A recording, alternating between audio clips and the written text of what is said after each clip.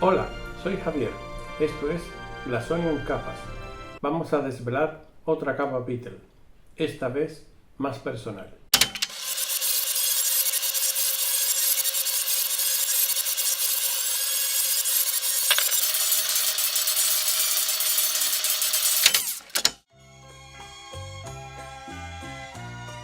La Habana, Cuba, 1981. Yo viví en La Habana. Fidel Castro estaba en el poder desde 1959.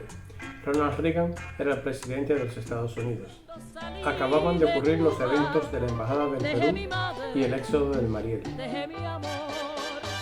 Cuando salí de Cuba, dejé enterrado mi corazón.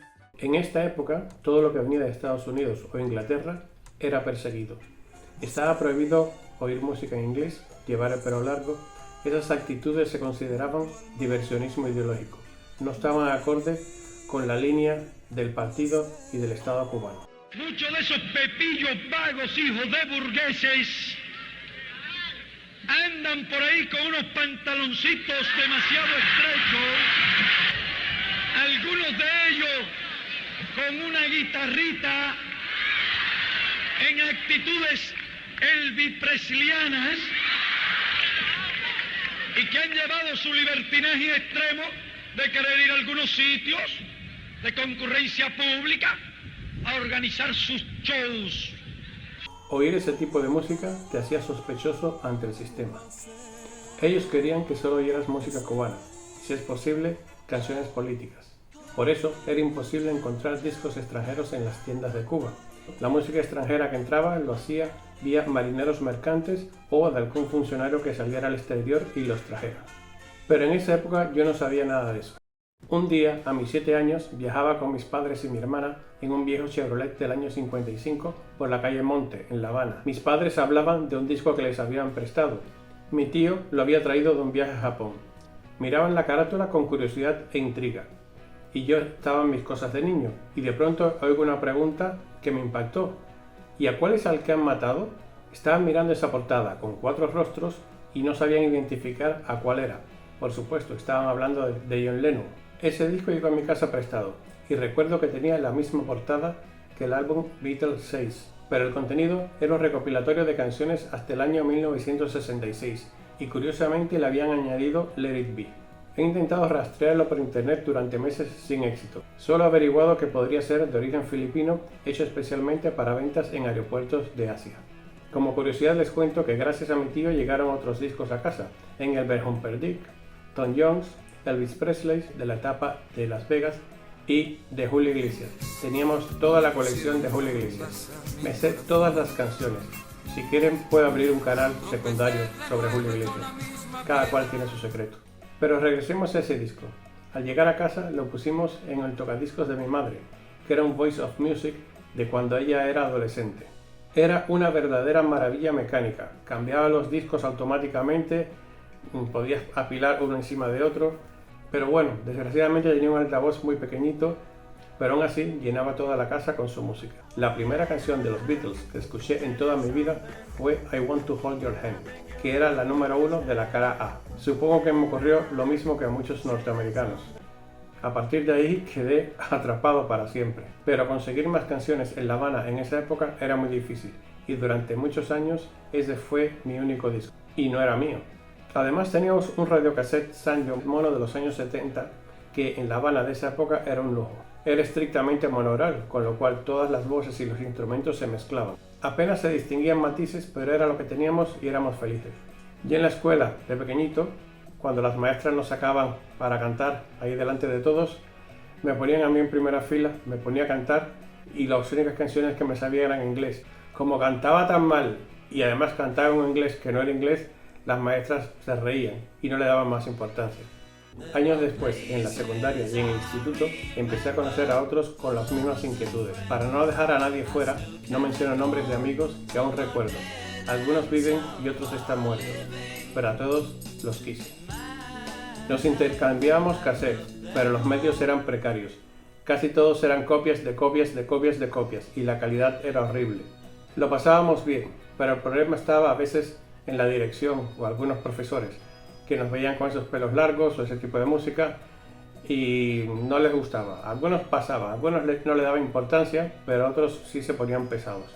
E incluso otros alumnos de nuestra edad, de las juventudes comunistas, tampoco les hacía gracia nuestras aficiones. Pero yo tenía una ventaja, me portaba muy bien en las clases y sacaba excelentes notas. Y cuando nos reunían a todos o a mí solo para regañarnos o llamarnos la atención, me decían: es que tú eres muy bueno, sacas muy buenas notas, ¿cómo es que oyes la música del enemigo? ¿Cómo es que llevas esos pelos? Como también en casa me daban la chapa con que me pelara, pues a veces lo que hacía era me pelaba un poco y así pasaba unas semanas hasta que volvían a llamarme la atención. De esta época guardo un recuerdo especial.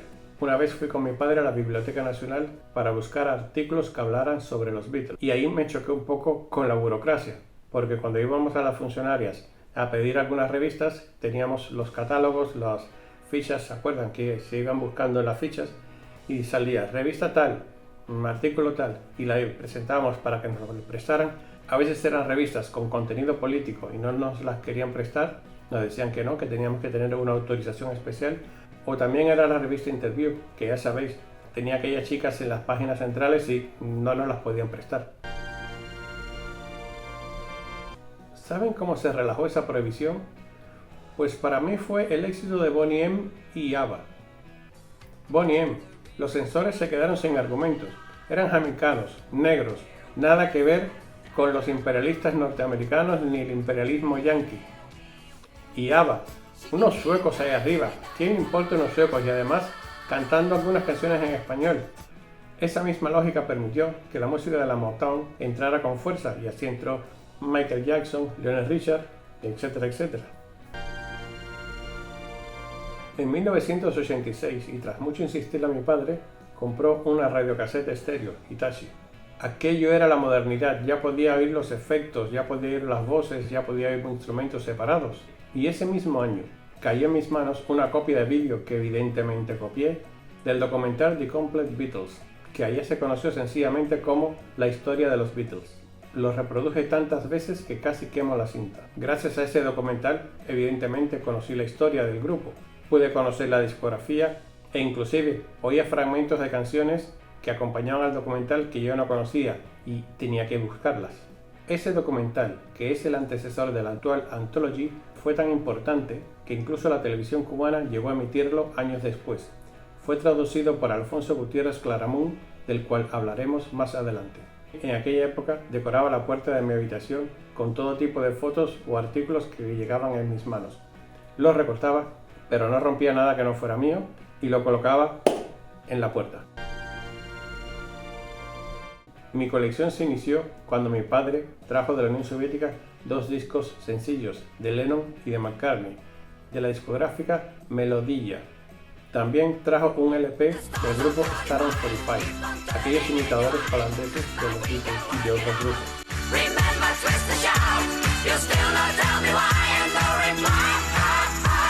A un particular le compré el disco Imagine de John Lennon y a otro una edición italiana del Please Please Me en estéreo. Y no me quiero olvidar del doble álbum Love Song, que venía de Bulgaria, y de Holanda tenía 2 cintas, una que era el Grande Sexto, el 20, y la otra tenía una carátula en holandés, Die Mooiste Song o algo así.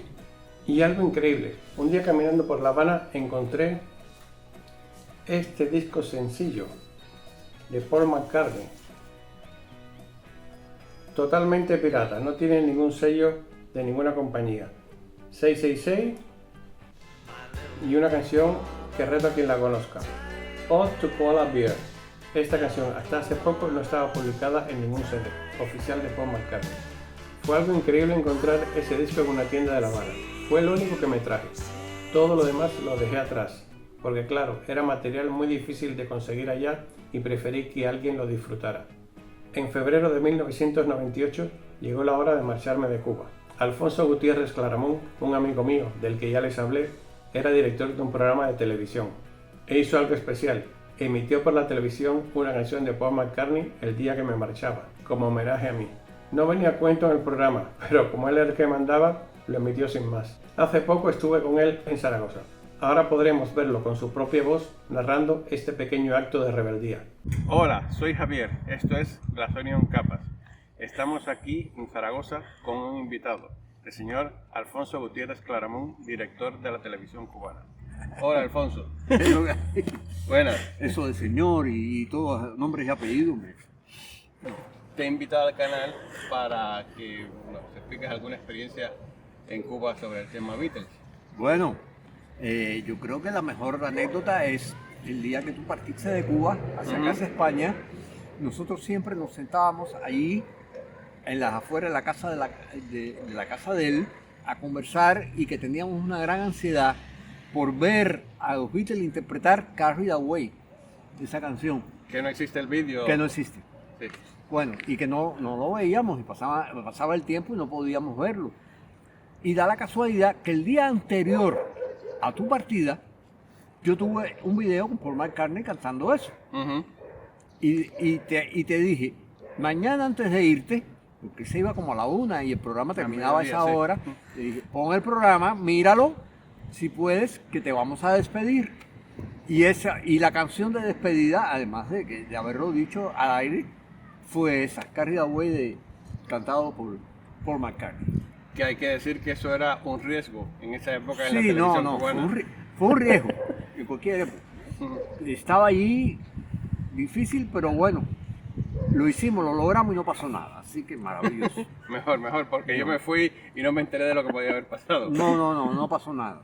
Y además, sobre todo, que creo que le dimos el gusto a muchas personas. También, sí. Sí, porque había ansiedad de eso, nunca lo habíamos visto. Nosotros decíamos, bueno, ¿y cómo interpretan esto? Tan complicado, con tanto sonido, una complicación musical realmente. Y entonces lo vimos en vivo, ahí cantando. Vaya, fue una emoción. Doble porque, bueno, fue tu despedida. Ya.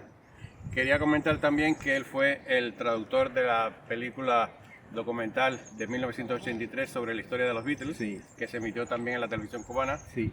que cuenta alguna anécdota de... Bueno, lo que te decía, que no entendíamos a John Lennon, sobre todo cuando le preguntaron cómo encontraste América. How did you find America? Turn After Greenland. Sí, pero tú lo dices muy claro. Pero él lo dijo Liverpoolian completo, con el acento de Liverpool y se echó a reír de inmediato. Entonces no había manera de oír.